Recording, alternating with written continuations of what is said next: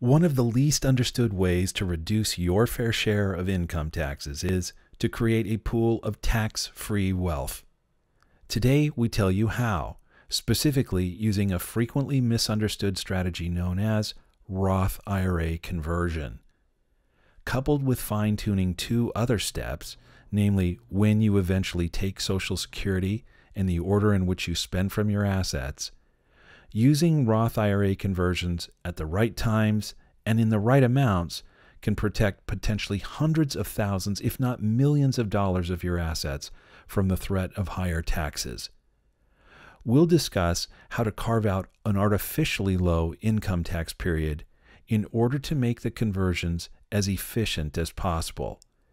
And using two client scenarios, we'll show why some clients should wait a few years, while others should jump on this early before tax rates rise.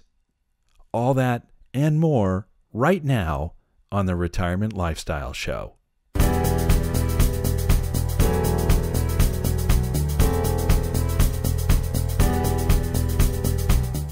Welcome to the Retirement Lifestyle Show. I'm your co-host, Roshan Loungani, here as always with Adrian Nicholson and Erik Olson.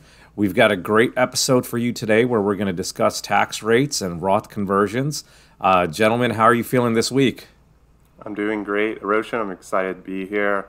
Having a solid morning, had a healthy breakfast, woke up, and I looked last night. I won my first sports bet, so I was excited by that. I created a new DJ playlist this week that kind of helped speed up my pace. So it's been a really strong start to the day. All right, Adrian, I got to ask, what was the sports bet first? It was actually like a promotion. I just betted on the UCLA game and Michigan game last night, and even if you lost, you got your money back. So my friend was like, "You have to do it. Like you have to do it." So my only kind of like caveat to that was I only put like $100 into the sports betting app, and that's the only amount that I'm allowed to do, or else I'd be kind of taken away from the dog fun, so to speak. So this is the only $100 I could get to use for sports betting. So I hopefully can string this along to a career somehow. Oh, well, I've got to ask, you mentioned dog fund. Tell me about that. What type of dog? We're looking at getting either a dachshund or a corgi. I'm really leaning more on the corgi side. I'm going to name it Alfred, after the famous butler from the Batman movies. So that's kind of something I've really wanted to. I've never had an animal in my life, so it's definitely going to be a big step, another step towards responsibility. So I'm excited, looking forward to the future. How have you been, Erik? It's good to see you. I'm glad you're here today. Yeah, well, thanks. I'm doing really well. So last week, Roshan, you mentioned about getting your vaccination, right? So and you asked the question, have you registered yet? And I didn't even know what that was. So I went and I explored that a little bit. And so I am registered. I'm supposed to get my first shot tomorrow. Oh, that's fast. I know. And the reason it happened is that over the last probably 4 or 5 months, I've put on about 15 pounds. And so I broke through back above the 25% BMI level. And for whatever reason, the question said about pre-existing conditions, do you have a BMI level above 25? And I thought, is that a pre-existing condition? But I answered it yes. And so apparently they think emergency, we've got to get this guy in here. He's a priority case. So I'm a little embarrassed by it because my wife is well under 25, well under 25 BMI, and so she doesn't get to come with me. So now I feel like, well, let's just put it this way, the out of shape guy in the family. So I'm not happy about it, but we'll try to fix that. Actually, I've been in the gym a lot lately, so we're going to try to fix that. That's good. Well, I don't know what's good and what's not. I'm glad you're getting the vaccine. maybe that's a good check for you to get back in the gym too. Yeah, I think so.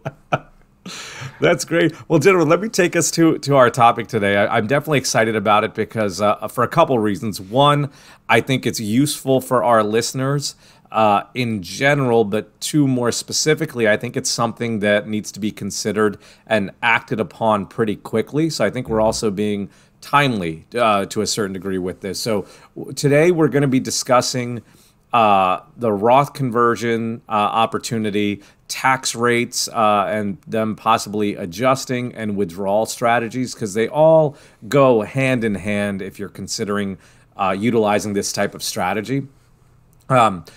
We want to start with some basics before we get into the details of the Roth conversions. And the most basic in this case would be the difference between a Roth IRA and a traditional IRA. So, Erik, I'm going to pass it on to you to take us through that, please. Okay, sure. So, folks, the reason that we're even thinking this is important to talk about is because the steps that we're going to talk about here have the potential to create a lot of tax-free wealth and income for you over your lifetimes. And depending on how much is left over at the end of your lifetimes, that might mean that more is transmittable to your whomever you're naming as your beneficiaries. So we're talking about some strategies, legal strategies, to avoid, not evade, taxes over your lifetime in such a way that there's the capacity for you to just have more choices, more spendable lifestyle, or more to transmit to loved ones in the future.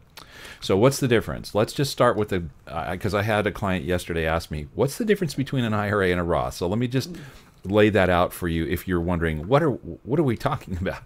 So an IRA is in a category of tax buckets that we generally call tax deferred. These include things like 401ks, 403bs, 457s, SEP IRAs, simple IRAs, the whole 9 yards. In this case, what happens is when you put the money in, typically, let's say through your workplace retirement plan, you got a tax deduction.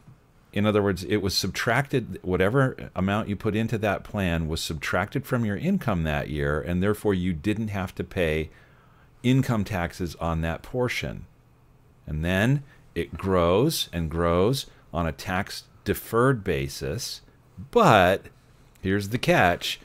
When you take that money out during retirement, every penny, not just the growth, but every penny, including the money that you put in originally, as it comes out as ordinary income. And if you're familiar with the differences between tax rates on ordinary income versus investment income, you know that ordinary income is a more painful bite into that base of wealth than investment income would be. So what's the difference between that I've just described and the Roth IRA, or the Roth component of your 401k for that matter? In this case, instead of getting to subtract your contribution in the year that you make it from your income, and therefore being able to avoid taxes or have a tax deductible contribution in that year, instead you first pay the taxes as ordinary income, and then with the after-tax money that you have, you put that into the Roth or into the Roth component of your 401k. Now, it also grows without being taxed, but here's the winning part of this strategy. When you pull the money out on the other end of that time period, typically during your retirement, when you pull that money out, not a penny, none of the growth, nor any of the money that you put in will be taxed, because you got that tax problem out of the way up front. So that's the difference between an IRA and a Roth. What we're talking about today with respect to Roth conversion is the second, less frequently understood technique for building that tax-free pool of wealth in a Roth. And it is, instead of contributing it over time, it's instead taking money that you started out with in that 401k or that Roth, or pardon me, that 401k or the IRA, and converting it into a Roth in a big chunk, typically, or systematically over a period of time, but in this process known as Roth conversion. For many people, in fact, this is the only option available to them, because if their income is too high, they can't contribute to a Roth IRA, and if their company doesn't offer the Roth component of a 401k, they can only do conversions.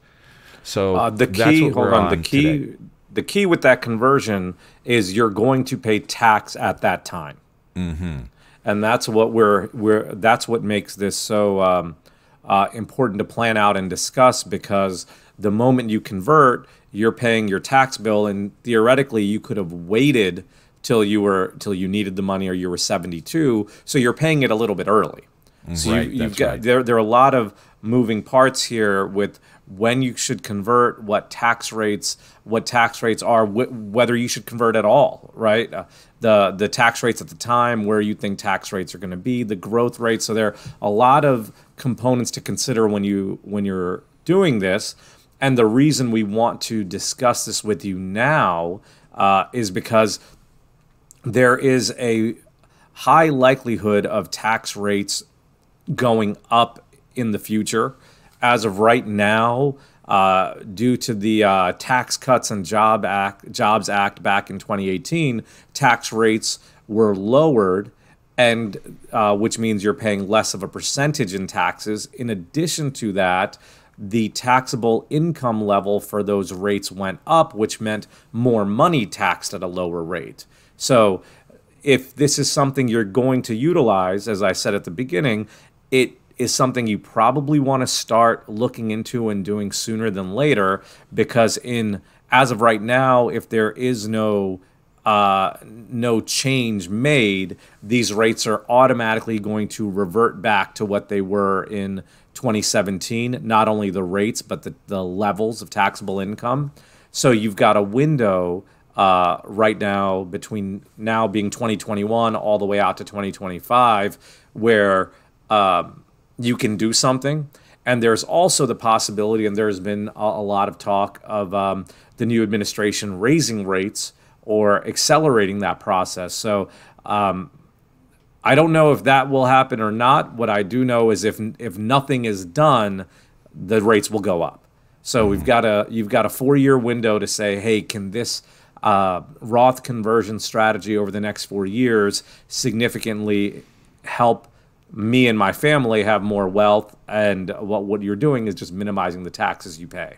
Yeah, Roshan, that's a great backdrop for this discussion, and it really shows, like what we talked about, there's a lot of moving parts here for you to consider, and that's why this is a really case-by-case scenario when you're kind of looking at whether the Roth IRA conversion fits for you or not. And we'll give you some examples in this episode for you to maybe follow along with. And one that comes to mind is, just for example, you may be at a lower tax bracket now, and let's just say you're retired and you're starting to withdraw and you're getting a lot of income from, let's say, various places. Like, let's just talk about like a pension or Social Security, or you're taking RMDs. That could bump you up into a potentially higher tax bracket. And then that means you will be paying more money to taxes. And we talked about in a previous episode how maybe one small percentage can add a few extra years on your retirement. So just really looking at the numbers and really going over the different scenarios could be very beneficial, whether this is a good strategy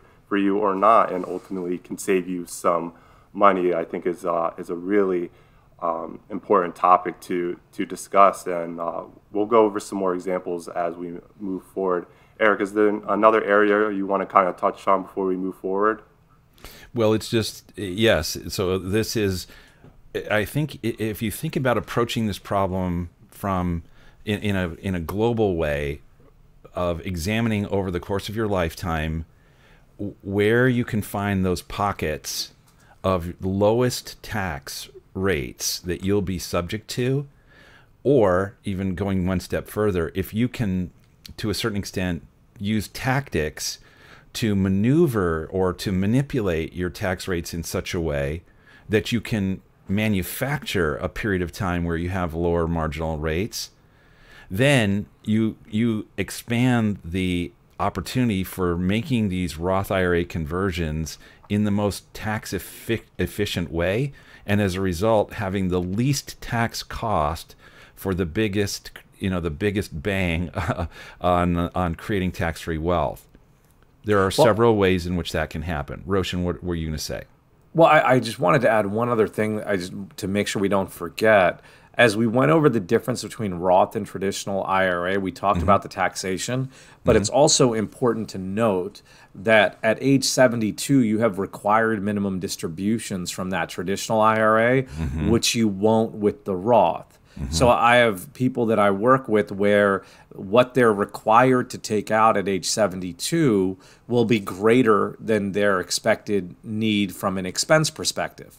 So that's another angle where doing this is important, because if you're being forced to pay taxes in the future that you don't need to, let me restate that. If you're being forced to take money out that you don't need, which will then lead to taxes that will then potentially be at a higher rate if you're turning 72 after 2025, we've just got another component. So we talked about this being something worth looking into because A, tax rates may change, B, it may lead to more wealth for you in the future or more to your heirs in the future, managing your tax rates now and later. And then finally, as almost a subset of taxes and withdrawals, is taking out what you need versus being forced to take out based on an arbitrary formula that the IRS has created.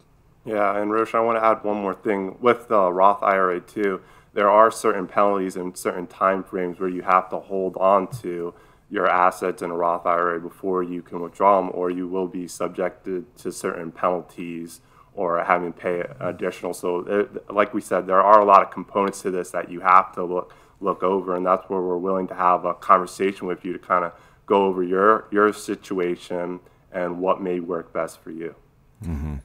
Excellent. So I was talking about the manipulation of tax rates, and now, Roshan, your comment has prompted me to think about one other element of this equation, and that is not only, as you identified, if you have the vast majority of your wealth, let's say, in an IRA and not in a Roth IRA, and you're getting these really overly large requirements to expunge money from the IRA on top of your already existing income, then it is coming out at undesirably high income tax rates for you there. But there's still another element of the recent changes in the transmission of assets from one generation to the next that make the problem of tax rates that will be incurred by these IRAs even potentially worse than what we're describing so far. And that is that once upon a time, when you passed away, and if you're married, you're the second one of you passed away, and your heirs received these IRAs, they were able to use something that we colloquially called a stretch IRA, more accurately known as an inherited IRA or a beneficiary IRA. The inheritor of that was allowed to stretch out the removal of the IRA assets from that over, let's say, a 20 or 30 year period commonly. But under recent changes in the law, they're now forced to take that out no later than the 10th anniversary of the passing of the second one of those spouses, or if you're single, then your own passing. Imagine that. Use my own case as an example. My children, being roughly 30 years younger than I, if I pass away at, let's say, my mid-80s to mid-90s, then they will be consequently in their mid-50s to mid-60s, possibly at the very highest point of their peak earning years. And if they are then, during that phase, forced to take out that money on top of their then existing income, that's going to become taxed at a pretty high rate, especially if they have to rush it out in a 10-year period. So now we have to think about the tax question and Roth conversions intergenerationally and not just within your own lifetime. So there's for a lot of reasons then, whether it's existing tax rates, the possibility of Biden changing them, even if the Biden administration doesn't, the sunsetting of these rates after 2025, and now coupled with the shortening of the transmission period of a stretch IRA to 10 years, there's a lot of reasons that we want to have you take a look at this closely. And honestly, we invite you to talk with us or to talk with some other advisor who's adept at the analysis of optimizing this question. But now I want to, I want to open the floor to you guys. But my next sort of area that I think we should explore would be in the area of withdrawal strategies, the timing of your Social Security, in order to manufacture those lulls where you're going to where you might not otherwise be. We want to manufacture a deliberately low tax rate to make the conversion as inexpensive as possible. Yeah, and I'm ready to jump into some of these examples that we have if both of you are. Yeah, let's do it. I'm really excited for this conversation. Okay, so I'm gonna. Guys, I had showed you in advance those slides that I had developed. Would this be a good time to help sort of tell that story by showing some of these slides? Yeah, yes, that'd be perfect, Eric. Go ahead. So to our podcast listeners, I want to say we're going to do our level best to give you the story here just by audio, but we will have in the show notes these slides, and they'll be available for you to reference if you want to go back and listen. Or if you're one of our YouTube audience members, then this will be a little bit more straightforward for you because you'll see this from the get-go. So what I want to do is use let me just set this up. So we're going to look at two different scenarios. And one of the conclusions that you'll undoubtedly draw from this section of this podcast is that there isn't a one-size-fits-all answer for all clients. It's really one where we have to understand the unique considerations in your case, and those have everything to do, it range from your life expectancy to your Social Security withdrawal, or pardon me, your Social Security amounts, if you're married, age differences between you and your spouse, when you plan on retiring, whether it is indeed optimal for you to claim Social Security at this age or that age, how much of your portfolio is in tax-deferred accounts, meaning IRAs and 401ks, how much is in taxable accounts, how much is in...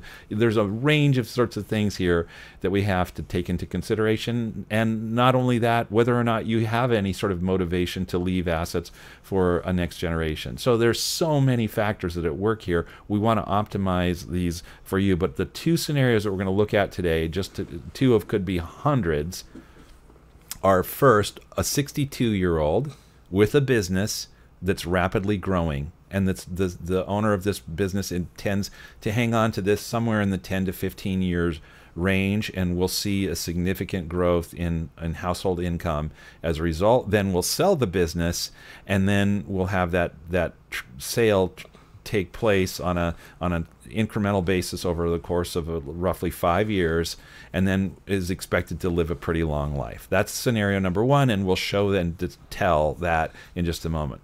The second scenario that we'll look at is a person who's 51, not 62, and is, instead of a business owner, is a family, is a couple that earns a pretty good living now, $250,000 gross income, but their taxable income, with after subtracting what they're putting into their 401ks and after their standard deductions and so forth, are able to get that taxable income down into the high 100s. And then they plan on not going for 10 or 15 years. They're trying to get out of this in the early 60s. Well, I guess that would be about the 10-year mark for them.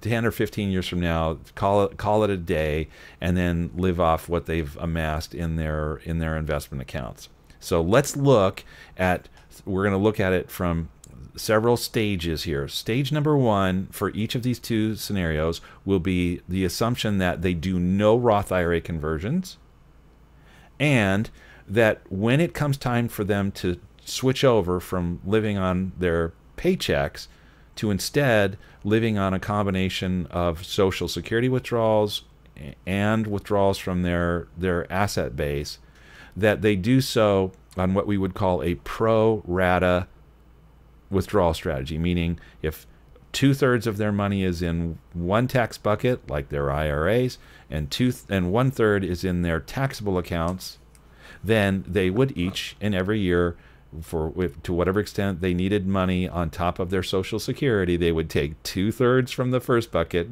and 1/3 from the second. So that's our starting point. Then we look at the next question. What if they altered that withdrawal strategy? What if instead they used one of several other options, and the option we'll evaluate will be that they don't do it on a pro rata basis, but instead they pull all of the money that they need from one bucket, specifically their taxable bucket, until it's used up. Then they shift over to their IRAs until those are used up, if they are, and then if they exist, they switch over to their Roth IRAs. That's the second step, is to look at what happens if they change the withdrawal strategy. Then the third step is to look at what happens if, after they've made the withdrawal strategy change, if they then go one step further and do this process that we've talked about today, which is a Roth conversion. In other words, taking money out of the IRA, paying the tax on every penny that comes out, but not using it, not burning it by spending it right then, but sticking it right back into the Roth IRA and allowing it to incubate there. So with having given that preface to this, let's look at the slides. And podcast listeners, this is going to involve a little bit of tracking with some numbers, which I know isn't always the easiest, but we're going to give it a shot. So let's start with this. So I'm going to scroll up to the top of this display, and we'll start with the first case again, being the business owner. So here's what we're looking at for the listeners and for those watching along. The first stage Erik mentioned was if you just take a pro rata withdrawal basis. And Erik, that's the baseline we're looking at right now. That's the starting point, correct? Mm-hmm. So we're starting at a zero. This is saying, okay, this person has decided, and in the example Erik used, they have 2/3 of their money in their traditional IRA, 1/3 in their taxable account, and they're taking it out pro rata. This is generally something that I see people do, but it's usually the simple but not optimal option. Erik, would you agree? Everyone's situation is different. There's some cases where it could work, but usually this is not the optimal strategy that you see for the clients. Would you agree with that? Completely agree. Okay. And as to whether the conventional wisdom of taxable first, then tax deferred, and then tax free is the right one, or in some clients' cases, it's opposite the conventional wisdom. It's starting with your tax deferred, then going to your taxable, and then your tax free. So it varies from client to client depending on their circumstances. Okay, so let's look at stage 2 then with this person. This is the business owner with the growing business, and if they just shift what they're doing from taking it pro rata from each account to focusing on taking out the taxable account first, then tax deferred, then tax free, that has an overall improvement, Erik, of $653,000 over their lifetime, correct? Yes, said slightly differently, starting with what is a net worth of $2.1 million, according at least to this particular analysis and this software that we're using for this purpose. According to this particular analysis, it says that if you didn't change your lifestyle at all, but you just made that one adjustment, there would be $650,000 more available for your heirs on an after-tax basis. Some people might say that's not a goal of mine, and so what that implies is, well, then we could adjust your giving upward or your lifestyle upward during your own lifetime. But bottom line is it means that this is structured in such a way that the IRS gets less and you or your heirs get more. Yeah, and I would make a couple points here. One is it's a 30% increase, right? So everyone's situation is different. So with the number, I just like to show the increase. The increase may be different, it may not, but that's an increase to you by making just a slight adjustment of where you take the money from.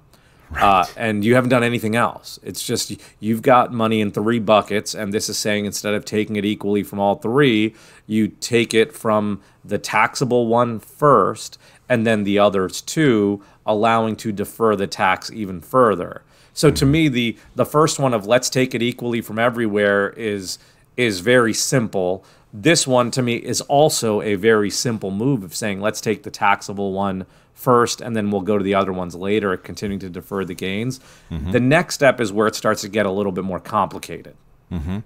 So yeah, I just wanted to add real quick. It's just we're talking about how it's just such a simple move and how it can make such a big difference. And if you look at that number, it is incredible how much money you can save by just structuring, taking money from a certain account. And like Erik said, we're not making any lifestyle changes here. We're not changing a growth rate. We're not adjusting risk tolerance or anything, which we talked about in previous podcasts. We're just kind of strategizing, formulating a plan, and sticking to it by taking money from certain accounts, and that can lead to more money in your pocket. I think that's a really good theme that we're discussing in this episode. Mm-hmm. And Erik, let's continue to the next step then. So now we're getting a little bit more strategic with where the money's coming from.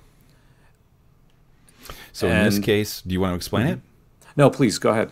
All right. So in this case, what we're doing is we're saying, okay, we've set this alternate withdrawal strategy, not pro rata, but instead pulling from taxable accounts when there's when more is needed than is coming in the door to fund lifestyle, or where the lifestyle is indeed fully covered, but there's room in the existing tax bracket. Just when I say tax bracket, most of our listeners understand this, but maybe some don't.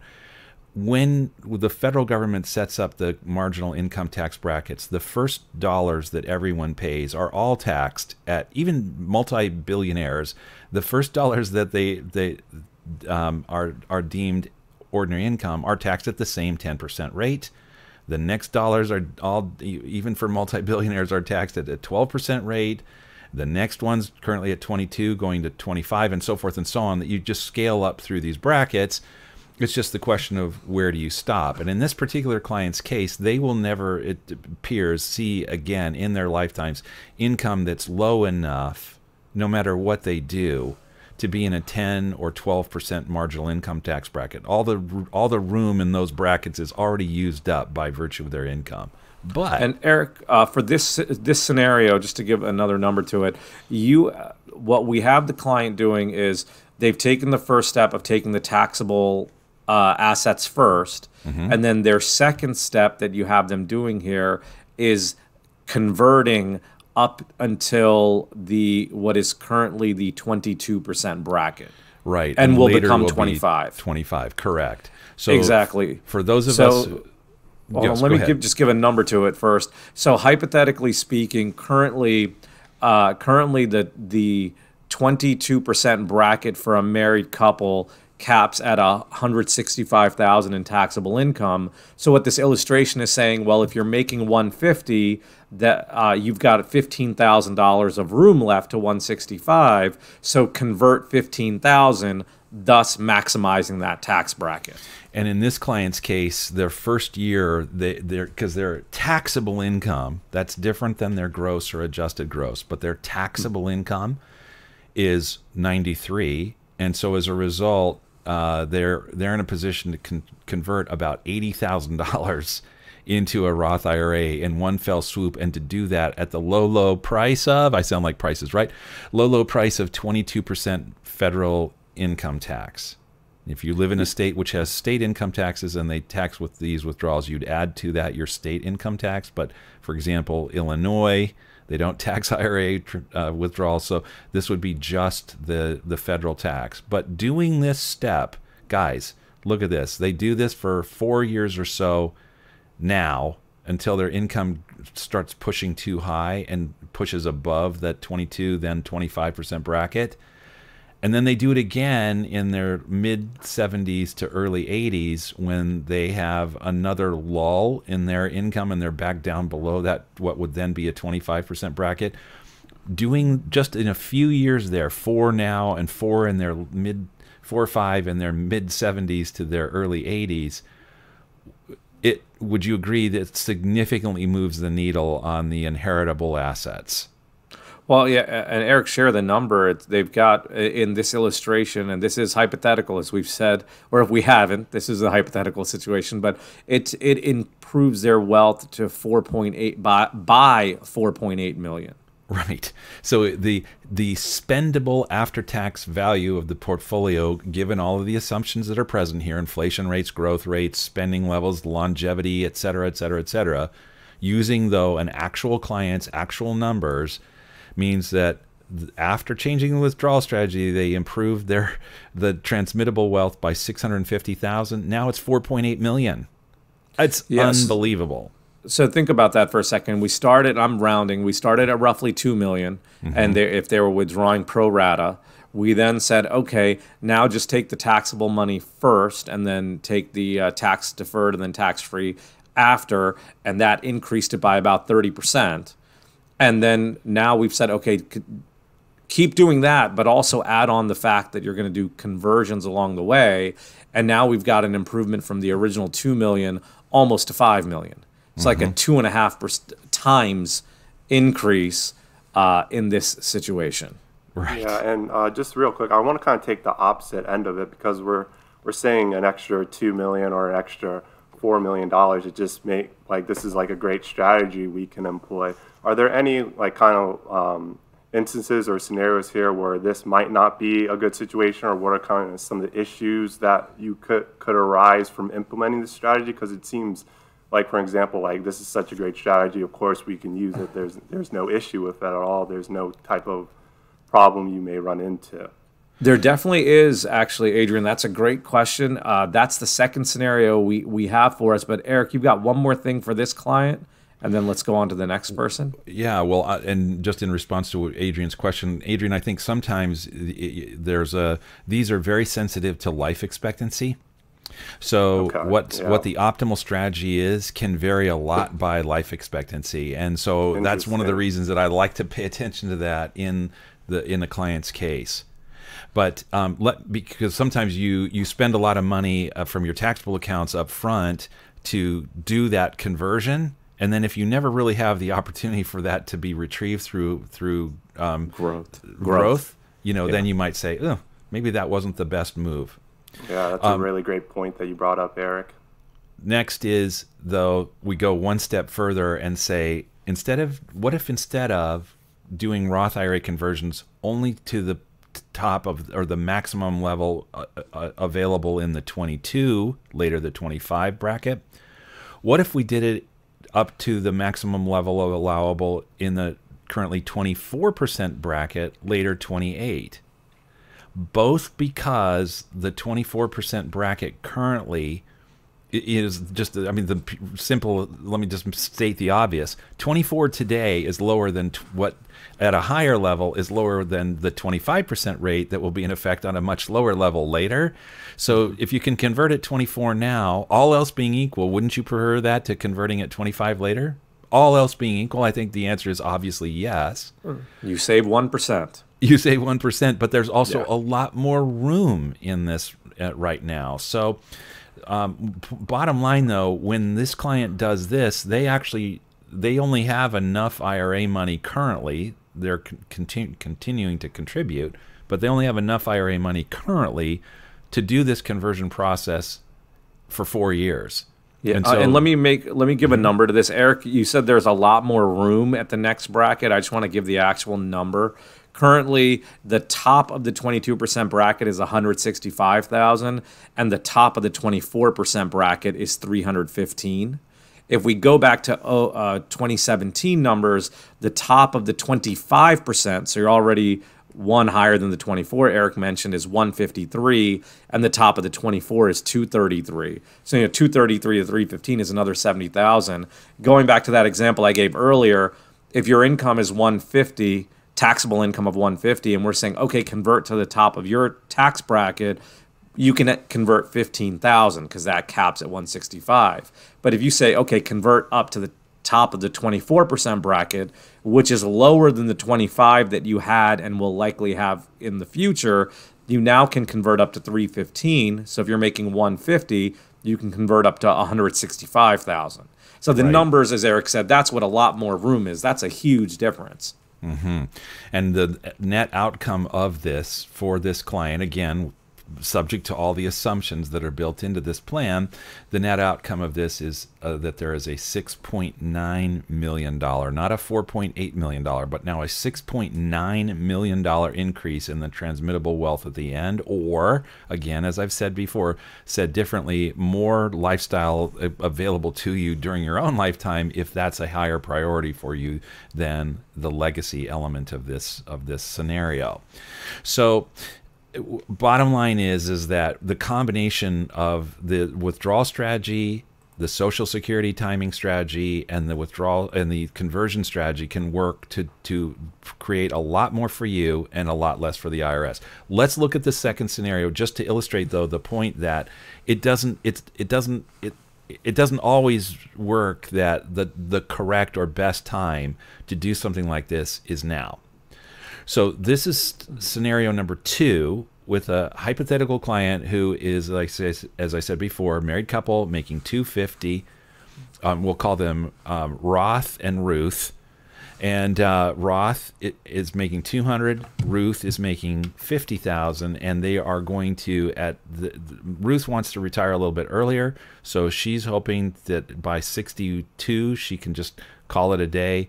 And Roth is thinking he'd probably work a few years longer, maybe to about 65, 66. When they do that, then again, under the assumption of pro rata strategy of withdrawal, once they do start their retirement and taking Social Security as soon as they retire, that's one option for them. But if instead they were to say, let's postpone the Social Security, let's opt instead for a withdrawal strategy that instead of being pro rata is use the taxable amounts first, then what happens is just on that withdrawal strategy level alone, not on the basis of a Roth IRA conversion, they increase the transmittable wealth from their current, what is currently a $1.6 million portfolio, half in taxable accounts, half in tax deferred IRAs and 401ks. Gentlemen, what's the increase in the impact here? Well, yeah, the number is 713,000 increase. But Erik, what's our starting point? 1.6 million. So now they're passing on 2.3. Well, they're passing on a lot more than that because it's going to grow and grow over their lifetimes. But beyond what it otherwise would be now, in addition to what it otherwise would be without this withdrawal strategy change, they're adding still another 700,000 to that much larger number in the future. But yeah, I'm trying to get the percentage. When they're at, can you scroll back up? When they're at 0, like the baseline, how much is being passed on to their heirs here? I don't know that number off the top of my head because this is an income graph, not a net worth graph. So you can't translate this net worth into what's being passed on. Passed on. Okay, we had it for them. But either way, if they make the simple change, 2 changes. One, adjusting their Social Security, so now they've delayed it till age 70. And 2, adjusted their withdrawal strategy so that they're taking the taxable amount first. They're passing on 713,000 more. That's correct. And then now let's add on the next step of Roth conversions, correct? And so what I'll highlight for people, it looks like if you could see this graph, and our YouTube and others audience will be able to see this, and if you go to the show notes, you'll see this. But if you're just listening right now, there's this huge chasm where upon the retirement, suddenly the income just disappears. And now there's almost no taxable income to speak of whatsoever. And so this goes on for 7 or 8 years. So at this stage, what are they going to, is that just presents this wildly great opportunity to use that super low, very little competition with any other taxable income to do Roth conversions. So in their case, if they said, well, let's do it just even up to the 12% line, which will then, at that point when they do this, will be 15 barring any other tax law changes. In this case now, they would be converting maybe $100,000 a year for 7 or 8 years using the full opportunity that exists in that 12% bracket. Think of that. Currently, they're deferring taxes at a 22% clip, And as the rates change in 2026, they'll be deferring at a 25% clip. In other words, enjoying that tax benefit from making contributions into their 401ks. They'll be getting a 25% tax savings on every dollar they contribute.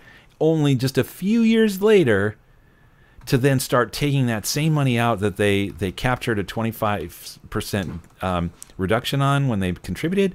Now they can take it out at 12%. Oh my goodness, that's a huge tax arbitrage opportunity for them. And when they do that, only up to the 12% level, it further juices the amount that's available to their heirs. Remember, a $1.6 million starting portfolio grows and grows and grows and grows, but by this combination of strategies, both the withdrawal strategy change and the Roth IRA conversions up to using the 12% bracket, what's the number, guys? 2.3 million is the improvement now. That's huge. Huge. And as we keep saying, nothing has really nothing's changed in their lifestyle. This is just by managing their tax bracket, taking advantage of conversions. Yep. So we wanted to look and see what happens if they go one step further and they go up to what is currently the 22 but will be the 25% bracket. And see, this I think is really illuminating. It actually makes it slightly worse. So the improvement is still there. But it's a $2 million improvement rather than a $2.2 million improvement. So that's not something that one could intuitively arrive at. That's something they have to do through analysis.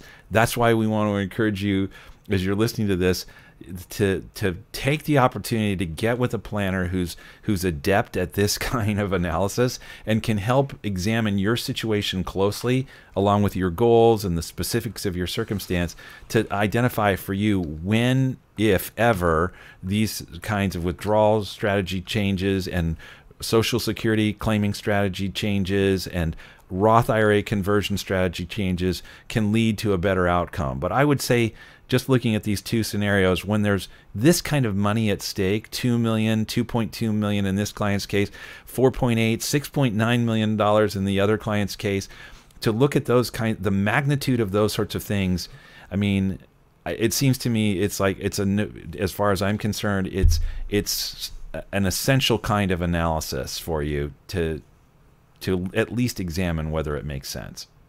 Yeah, and even Eric, not only are the numbers huge, but I think of also some people where they may have lower numbers, right, in terms of their asset level, this could be the difference of, can you retire at age 65 or do you have to work till age 70? Right, just this kind of strategic planning. It's not only a dollar number, but it's years of your life that can be significantly impacted. Yeah, exactly, Roshan. Also kind of providing that hedge as well that we talked about, just in case the impact of future tax rates as well is an extremely important concept we discussed. In previous episodes, we talked about diversifying your asset, looking at different asset classes, and knowing your risk capacity, but also just throwing the tax element into this as well, trying to hedge yourself in any ways as possible is extremely important without having to make those lifestyle changes, without having to make adjustments in your financial picture is a great discussion to have. Yeah, my takeaways from this that I'd like to share are, one, it's something that you should definitely look into. And two, when you look into it, I would say this is one of those scenarios where I think, Eric, you said this while we were preparing, kids, don't try this at home. Or I would change that to don't try this alone. Eric, Adrian, and I are happy to help you with this. We do this analysis for our clients on a daily basis. And I would just say it can have a huge difference in wealth. We literally talked about numbers in the $6 million neighborhood. And it can also have a huge difference in your life by not changing anything you're doing, just by as far as lifestyle goes, but planning where you withdraw your money from and whether you do the conversion or not.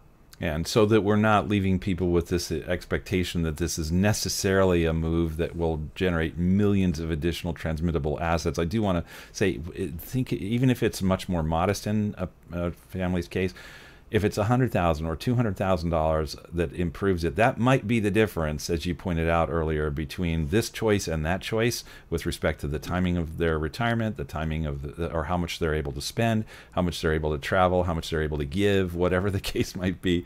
There's a lot that's at stake here.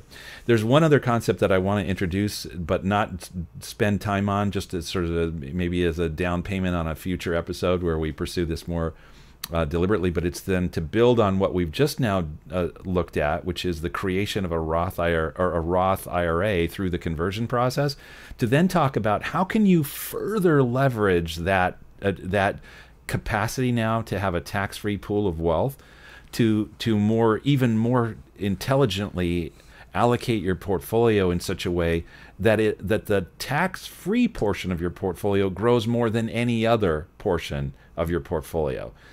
Guys, you want to talk about that tax allocation component, and we'll address that in more detail some other time?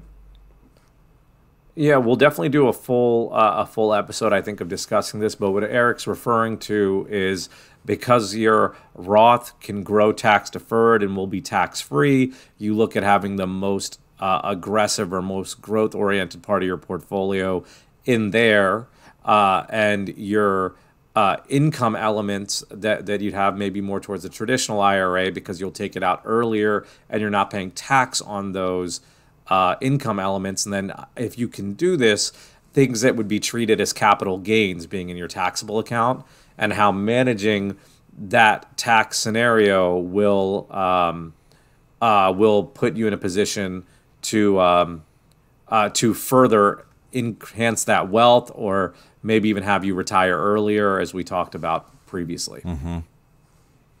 I'm excited about that topic too. Excellent, gentlemen. Well, I think this has been a great episode for all of our listeners. Thank you very much for joining us for another episode of the Retirement Lifestyle Show. We will be back at you next week with another interesting topic. And we hope you enjoy the week, and we look forward to speaking to you again.